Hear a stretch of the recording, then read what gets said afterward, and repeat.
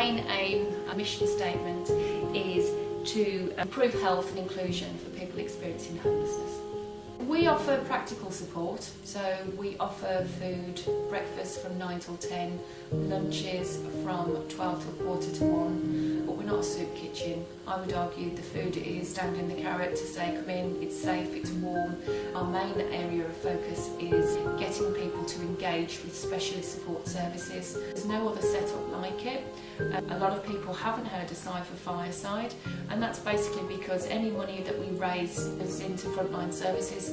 And the key thing really is we don't want people to struggle, people to know about who we are and what we do and get them down here.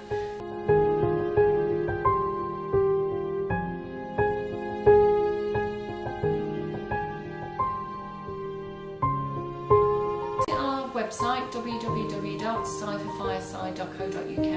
On our website it gives different ideas of how people can help.